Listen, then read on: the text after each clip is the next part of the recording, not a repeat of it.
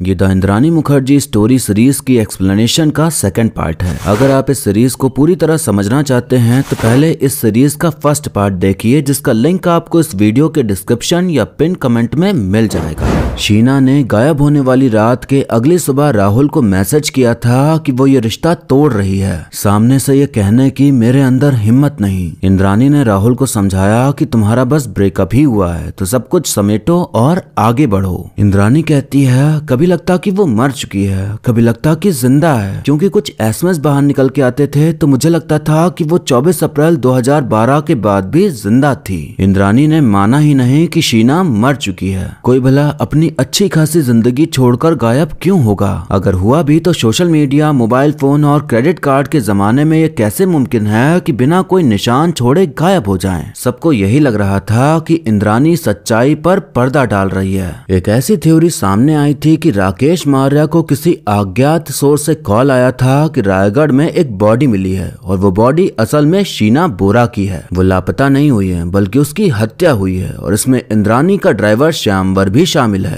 21 अगस्त 2015 इंद्रानी की गिरफ्तारी के 4 दिन पहले मुंबई पुलिस के मुताबिक एक टिप मिलने के बाद श्यामवर बांद्रा के कार्टर रोड पर गया था अपने पास मौजूद बंदूक को ठिकाने लगाने। अब सवाल ये था कि क्यों कोई भी ड्राइवर 8 किलोमीटर चलकर कार्टर रोड जाएगा एक बंदूक ठिकाने लगाने के लिए, जबकि वो मीठी नदी के पास रहता है जो कि बंदूक ठिकाने लगाने के लिए बेहतर जगह है। पुलिस रिकॉर्ड के मुताबिक पुलिस को उसकी हरकतों पर शक हुआ तो पुलिस ने उसे पकड़ लिया और उसके पास से मिली एक बंदूक। पुलिस उसे पूछताछ के लिए ले गई तो उसने ये बात बताई कि 2012 में उसने इंद्रानी और संजीव के साथ मिलकर शीना का खून किया है। कोई ड्राइवर खुद क्यों कबूलेगा? सिर्फ इसलिए कि उससे पुलिस एक बंदूक बरामद करती है कि 3 साल पहले हुई किसी हत्या में उसका हाथ था, जबकि उसके पास से मिली उस बंदूक का शायद उस जुर्म से कोई ताल्लुक ही नहीं था। सबको लग रहा था कि 3 साल बाद टिप मिलना, ड्राइवर को गन के साथ पकड़ना और फिर आसानी से अपना जुर्म कबूल कर लेना, ये सब प्री प्लान्ड किया गया है किसी के द्वारा जो इंद्रानी को फंसाना चाहता है, जिससे किसी को फायदा होगा। ऐसा करके उसने ये सब प्लान किया। एक वजह जो शीना की हत्या करने की हो सकती है वो ये है कि इंद्रानी की अपनी बेटी से बनती नहीं थी और यही हाल मिखाइल के साथ भी था। मिखाइल बताता है कि इंद्रानी ने मुझे मिलने बुलाया था 24 अप्रैल को, वो समय जब शीना गायब हुई। शाम की फ्लाइट थी तो मैं 8:30 बजे तक घर पहुंचा तो वहां कोई नहीं था। मैंने इंद्रानी को फोन किया तो उसने कहा कि हम लोग अभी बिजी हैं, थोड़ा टाइम लगेगा।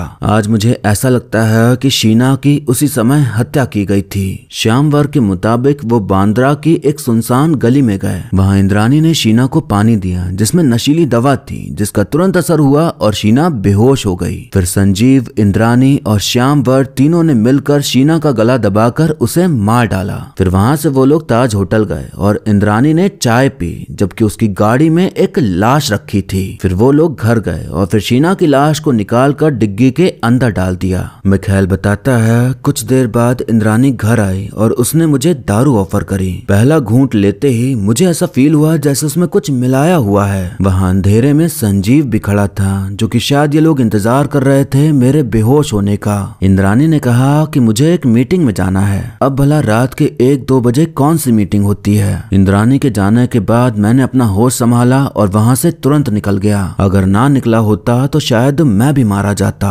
श्यामवर आखिर तक अपनी कहानी पर अड़ा रहा। उन्होंने लाश को किसी तरह पिछली सीट पे सीधा बिठाया और फिर इंद्रानी ने उसका मेकअप किया ताकि वो जीवित लगे। ड्राइव करके वो लोग रायगढ़ गए और फिर लाश को निकाल के जंगल ले गए और फिर उस पर पेट्रोल डालकर बॉडी को जला दिया। श्यामवर ने खुद को ऐसा दिखाने की कोशिश की कि वो आज्ञाकारी नौकर था। उसने वही किया जो मैडम ने कहा, तो उसके बयान के हिसाब से सब कुछ इंद्रानी ने किया था। सितंबर 2015 में डीएनए नतीजों से इस बात की पुष्टि हो जाती है कि जो बॉडी रायगढ़ के जंगलों में मिली थी वो वास्तव में शीना की ही है। इंद्रानी के वकील ने डीएनए टेस्ट को झूठा ठहराने में कोई कसर नहीं छोड़ी। छोटी से छोटी कमी भी अगर मिलती डीएनए टेस्ट में तो वो टूट पड़ते ताकि इस रिपोर्ट को सबूत माना ही ना जाए। अब ये खबर भी बाहर निकलती है कि सूत्रों का कहना है कि अपनी बेटी की मौत के बाद इंद्रानी ने 1 साल तक उसके फोन का इस्तेमाल किया। इंद्रानी ने अपनी बेटी बनकर राहुल से रिश्ता तोड़ लिया था। प्रोसिक्यूशन ने गवाह पेश किया था जो दरअसल इंद्रानी की सेक्रेटरी थी और इंद्रानी जो कुछ भी कर रही थी शीना के होने को छुपाने के लिए वो सब उसे पता था। उस गवाह ने बताया कि इंद्रानी ने शीना शीना की ईमेल आईडी इस्तेमाल करने की कोशिश की थी, पर जब नहीं कर पाई तो उन्होंने एक नई ईमेल आईडी बनाई। उस ईमेल आईडी से विधि को भी मेल आया था 2013 में।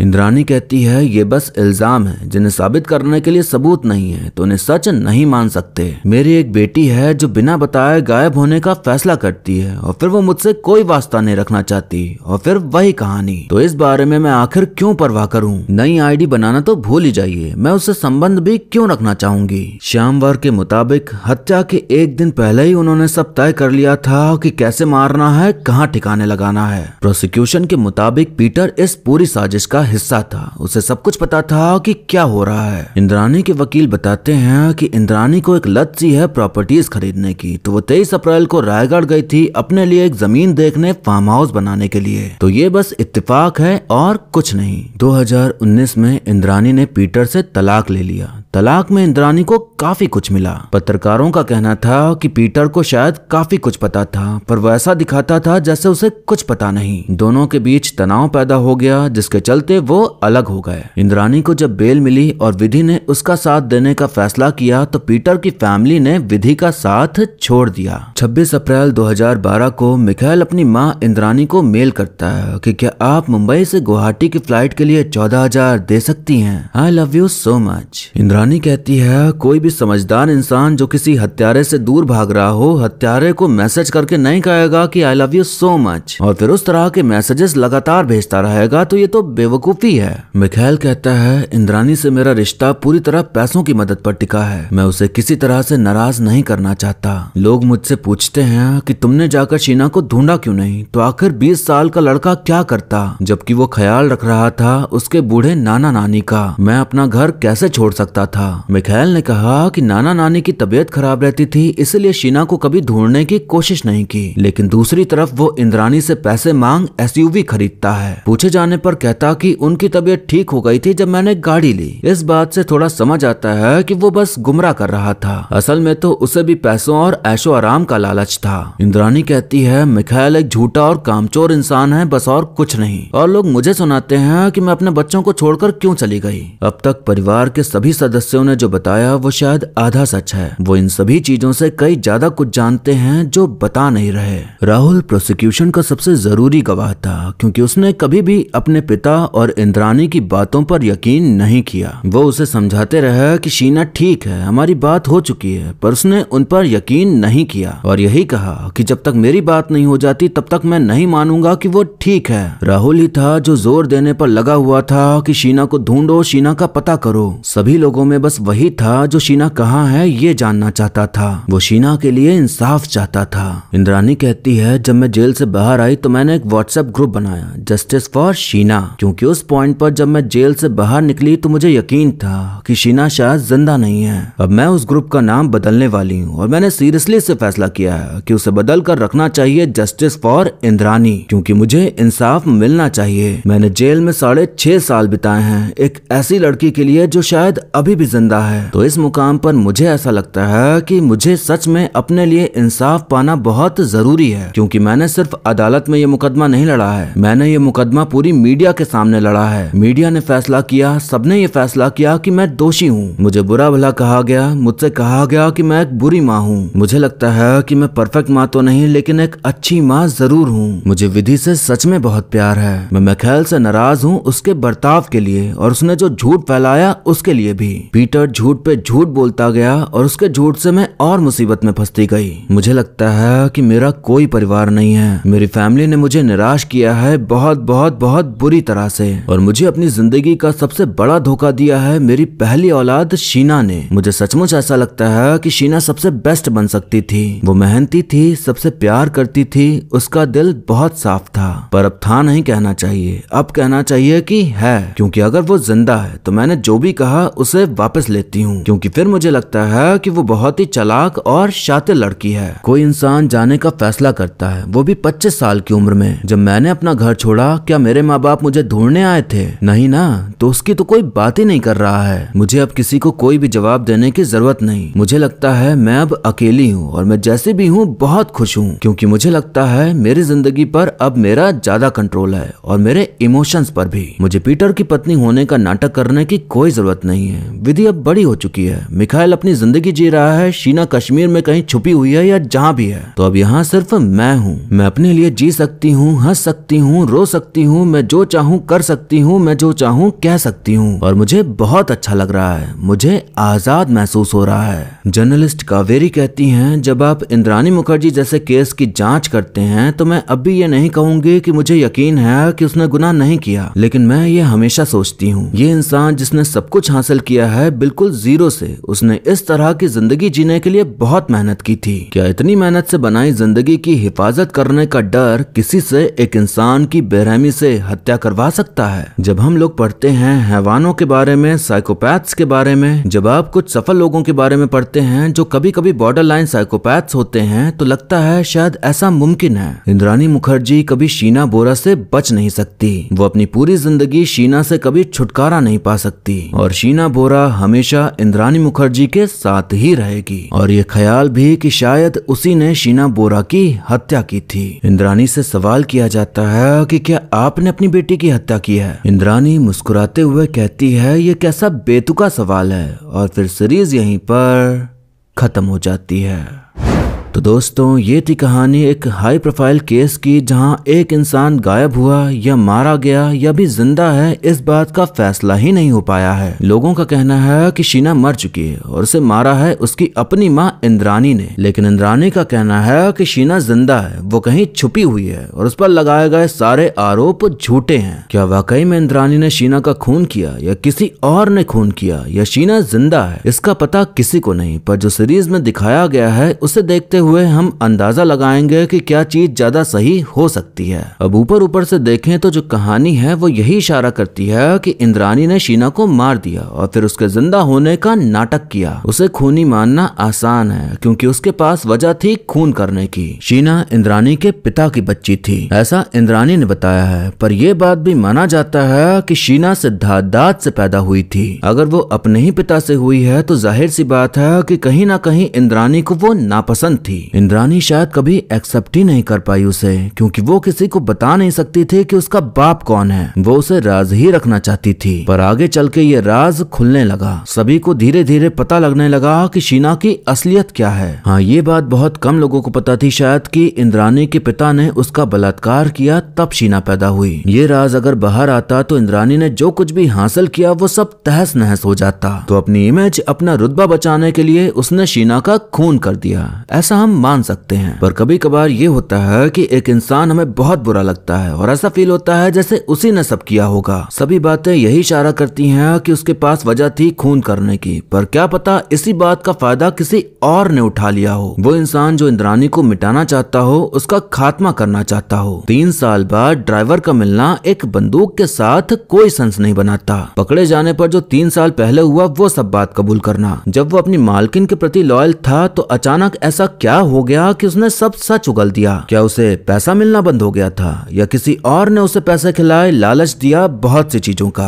मिखाइल भी शायद बहुत सी बातें झूठ बोल रहा था। जो वो गलत काम कर रहा था उसे छुपाने के लिए उसने शायद इंद्राणी को बुरा बनाया। मैसेजेस इस बात का सबूत हैं कि वो इंद्राणी के साथ काफी सही से बर्ताव करता था, सिर्फ और सिर्फ पैसों के लिए। शीना के जाने के बाद भी वो उनके टच में रहा और पैसे लेता रहा और अय्याशी से जीता रहा। जब गाड़ी लेने की बात पर वो फंसा तो मुझे ऐसा फील हुआ कि वो बस सिंपैथी चाहता है, इसलिए इतना दुखी दिखा रहा है खुद को। क्या पता उसे वाकई में नशा करने की लत लग चुकी थी। उसकी कहानी में भी संजीव शामिल था और ड्राइवर की कहानी में भी संजीव शामिल था। संजीव का क्या मकसद हो सकता है इंद्राणी का साथ देने में शीना का खून करने के लिए? बात तो ये भी है कि भले डॉक्यूमेंट्री हो पर कोई असली राज तो नहीं बताएगा ना। वही बताएगा जिससे उसे सिंपैथी मिले लोगों की। कोई अपनी बुराई थोड़ी बताता है। तो सबने अपने आप को अच्छा और दूसरे को गलत ही बताया। इंद्राणी ने कहा कि पीटर सब जानता था उसके अतीत के बारे में, लेकिन पीटर जब गिरफ्तार हुआ तो उसने कहा कि उसे तो कुछ भी नहीं पता। जबकि राहुल ने भी पीटर को पहले बताया था कि शीना इंद्राणी की बहन नहीं बेटी है, तब उसने यकीन नहीं किया। पर बात तो पता ही थी ना।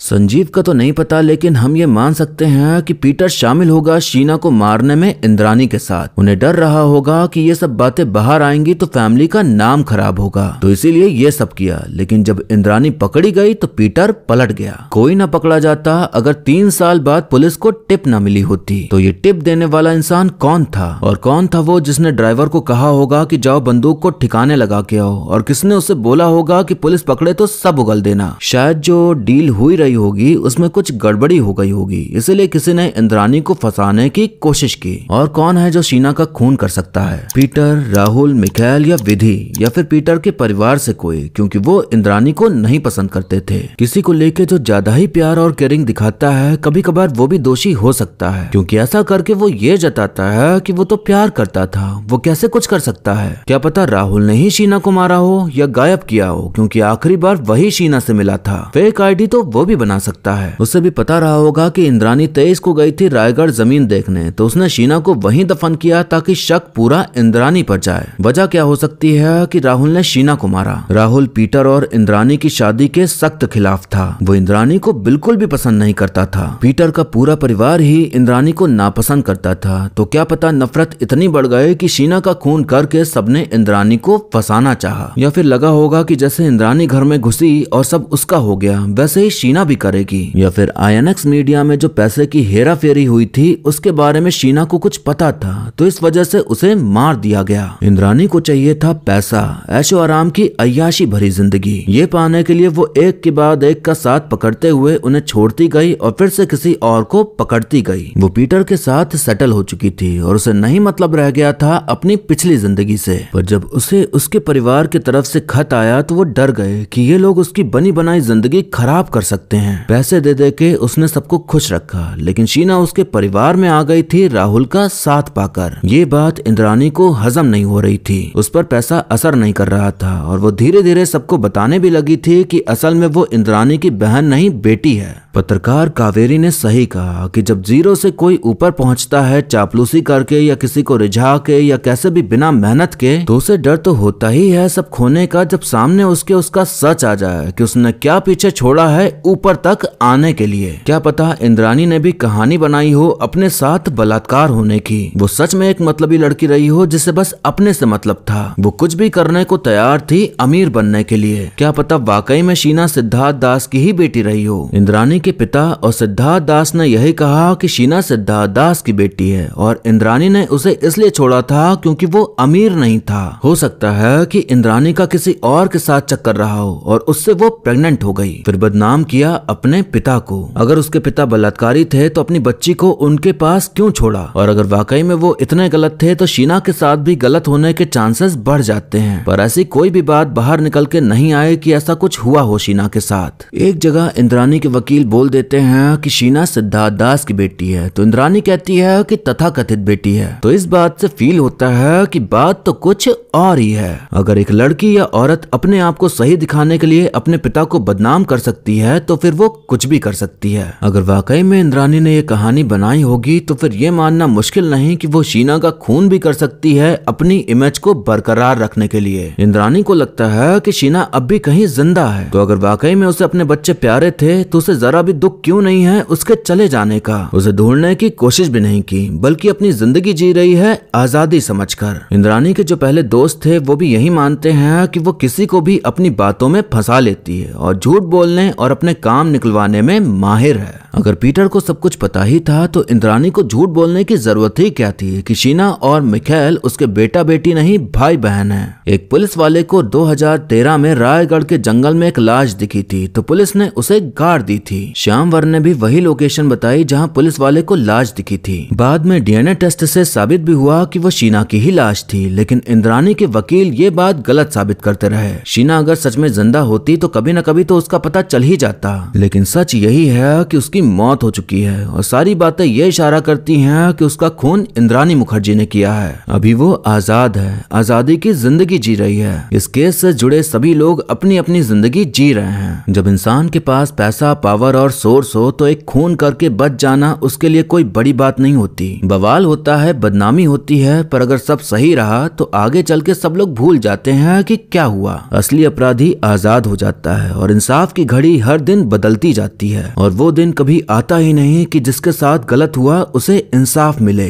मैं तो ये सोच रहा हूँ कि ये सब लोग एक डॉक्यूमेंट्री सीरीज में आने के लिए मान कैसे जाते हैं। मतलब अगर मैंने ऐसा कुछ किया या मेरे जानने में किसी के साथ ऐसा ऐसा हुआ है तो मैं सीरीज में आके सब बताने के लिए नहीं आऊंगा कभी भी। पता नहीं डील कैसे होती है सीरीज बनाने वाले और उसमें शामिल होने वाले के बीच में। अपनी जिंदगी के बारे में दुनिया को बताना, अपने सारे राज खोलना कैसे कर लेते हैं लोग। सीरीज देखने पर मुझे तो यही समझ आया कि सब इंद्रानी ने किया है। पीटर सब जानता है, उसे सब कुछ पता था, लेकिन फिर कुछ बात हुई जिसके चलते दोनों में अनबन हो गई और फिर इंद्रानी को फंसाया गया। 3 साल बाद टिप मिलना ड्राइवर को लेकर और फिर ड्राइवर का सब कुछ बताना, ये कोई इत्तेफाक नहीं, सब प्लान सा लगा। राहुल ही एक ऐसा इंसान था जिसे शीना की फिक्र थी। अगर वो इंद्रानी और पीटर की बात ना मानकर 2012 में ही हल्ला मचा देता तो शायद कुछ बात बन पाती। उसने कॉल रिकॉर्डिंग करके काफी अच्छा काम किया, वरना पता ही नहीं चलता कि जो इंद्रानी बता रही है उसमें कितना झूठ है कितना सच। विधि थाली का बैंगन है जो कि उस तरफ लुढ़क जाती है जिधर पैसा होता है। मिखाइल को भी पैसों का लालच था और उसने कुछ चीजें झूठ बोली हैं, ये पता नहीं कितना सच बोला है। जिस इंसान ने उसे टॉर्चर किया, उसे मारना चाहा, वो उस इंसान से तब भी अच्छे से बात करता था, ऐसे जैसे इंद्रानी उसकी प्यारी दुलारी माँ हो। उसके मैसेजेस कुछ और सच बयां कर रहे थे और डॉक्यूमेंट्री में जो उसने कहा वो कुछ और ही बता रहा था। उसने कभी भी शीना को ढूंढने की कोशिश नहीं की। उसने बहाना दिया कि नाना नानी की तबीयत खराब थी इसलिए कुछ कर नहीं पाया, लेकिन फिर देखने मिला कि वो महंगी गाड़ियां खरीद रहा है और मजे से जिंदगी जी रहा है। तो कहीं ना कहीं उसकी बातों में झूठ की मिलावट थी। जिस हिसाब से इंद्रानी ने अपने पति बदले, उस हिसाब से लगता है कि वो एक गोल्ड डिगर थी जो कि बस पैसा और पावर चाहती थी। इंद्रानी का वकील एक ही बात कोर्ट में साबित करने में लगा है कि शीना जिंदा है। उन्होंने दोबारा डीएनए टेस्ट करने को भी नहीं कहा क्योंकि उन्हें पता है कि सच वही है जो नकार रहे हैं, तभी तो वो दोबारा कराना नहीं चाहते। इंद्रानी ने डॉक्यूमेंट्री में कहा कि शीना ने कभी भी पैसों की डिमांड नहीं करी, वो बहुत अच्छी लड़की थी। वहीं राहुल की फोन रिकॉर्डिंग में उसने बिल्कुल ही उल्टा बोला कि वो पैसे चाहती थी इसीलिए मिलने आई थी उससे। जब इंद्रानी से सीधा सीधा पूछ लिया गया कि क्या आपने शीनापुरा को मारा है, तो उसने कहा कि कितना बेतुका सवाल है। बेतुका सवाल तो था ही, क्योंकि कोई डॉक्यूमेंट्री सीरीज में आके थोड़ी बता देगा कि मैंने खून किया है, सब मेरा प्लान था। मुझे ऐसा लगा कि शीना को खत्म करने के लिए सब मिले हुए थे, सब इंद्रानी का प्लान रहा होगा। इंद्रानी ही सबको कंट्रोल कर रही होगी। सबके बीच कोई डील हुई, डील में कुछ गड़बड़ी हुई और फिर सब इकट्ठे इंद्रानी के खिलाफ हो गए। फिर सब ने इंद्रानी को बुरा बना डाला ताकि वो बच जाएं और सिर्फ इंद्रानी फंसे। इंद्रानी ने इसी बात का फायदा उठाया और खुद विक्टिम बन गई कि मुझ पर सबने इल्जाम लगाया है, सब मुझे बुरा समझते हैं। कुल मिलाकर देखा जाए तो सब कुछ पैसों के चक्कर में हुआ है। सभी लोग एक नंबर के लालची इंसान हैं। मिखाइल को भी पैसा चाहिए, इंद्रानी को भी पैसा चाहिए, विधि को भी पैसा चाहिए और पीटर को भी पैसा चाहिए। तो ये केस बहुत पेचीदा है और इसके बारे में जितना बात करेंगे उतना कंफ्यूजन पैदा होगी कि कौन सही है, कौन गलत है, कौन किसके साथ है, किसके नहीं, कुछ समझ नहीं आएगा। ये केस मुझे आरुषि तलवार केस की याद दिलाता है। उसमें भी सभी को लगता है कि खून माँ बाप ने ही किया है, लेकिन पूरी तरह से कंफर्म किसी को नहीं है। वही हाल इस केस में भी है। केस अभी भी कोर्ट में चल रहा है। हम बस इंतजार ही कर सकते हैं कि क्या फैसला आएगा आगे चलकर। अभी तो सब अपनी अपनी आराम से जिंदगी काट रहे हैं। उम्मीद तो नहीं है कि शीना का कातिल कभी पकड़ा जाएगा। कुछ भी कहा नहीं जा सकता कि क्या होगा। एक और थ्योरी मेरे अभी दिमाग में आई है कि इंद्रानी ने शीना को इसलिए नहीं मारा होगा क्योंकि छुटकारा पाना था उससे, शायद इसलिए मारा होगा क्योंकि पैसों का चक्कर रहा होगा। क्या पता शीना अपनी माँ पर गई हो। जितना अच्छा हम शीना को मान रहे हैं वो उतनी अच्छी ना हो। शायद वो अपनी माँ की तरह लालची रही हो पैसों के लिए और उसे कोई राज पता चल गया हो जिसको लेके उसने पीटर और इंद्रानी को ब्लैकमेल किया और पैसों की मांग की। एक ऐसा राज जो पीटर और इंद्रानी दोनों को बर्बाद कर सकता था। इनकी फैमिली कोई आम फैमिली नहीं थी, बल्कि बहुत ही कॉम्प्लिकेटेड था सब कुछ। और रिश्ते ही देख लो, इनके एकदम बिखरे हुए थे। किसी को किसी से लगाव नहीं है, बस पैसा चाहिए। कोई इससे पैसा ले रहा है, कोई उससे पैसा ले रहा है। जहाँ पैसा दिख रहा है सब उधर भाग रहे हैं और बस ऐसे ही था सब कुछ। पहले वाले पति से बेटी हुई, फिर उसके बाद तीसरा पति जो हुआ उसका ऑलरेडी एक बेटा था और फिर उनका संबंध बना और फिर वो लोग शादी भी करने वाले थे, लेकिन वो लोग भाई बहन लगते हैं। और फिर लेकिन पहले तो वो मासी लग रहे थे, मतलब मासी लगती थी शीना राहुल की। तो ये बहुत ही कॉम्प्लिकेटेड है, इसको समझने का कोई मतलब क्या ही बोले। कुछ समझ आता है, कुछ नहीं आता है। ऐसा लग रहा है घर ही में सब कुछ करना था इन्हें, सब घर ही में चल रहा था, क्या ही बोला जाए। तो कुल मिलाकर कहना ये चाह रहा हूँ कि जिसके लिए हम इंसाफ की गुहार लगा रहे हैं, क्या कहीं वो भी तो वैसे ही नहीं जैसे सब हैं। अब आपने पूरी कहानी सुन ली है, तो अब आप बताइए कि इस केस को लेकर आपके क्या विचार हैं। कौन है खूनी, कौन है सही, कौन है गलत। अगर आपको मेरा वीडियो पसंद आया हो तो चैनल को सब्सक्राइब कर लीजिए ऐसे ही अच्छी मूवीज और सीरीज की एक्सप्लेनेशन देखने के लिए। आप वीडियो को लाइक या डिसलाइक करके भी अपनी प्रतिक्रिया दे सकते हैं। अगर आप मुझसे कुछ बात करना चाहते हैं, कुछ पूछना चाहते हैं, कुछ बताना चाहते हैं तो आप मुझे इंस्टाग्राम पर फॉलो कर लीजिए और वहां मैसेज कर दीजिए, मैं आपको जवाब जरूर दूंगा। बाकी मिलते हैं अब अगली वीडियो में, तब तक के लिए टाटा बाय बाय और नमस्ते।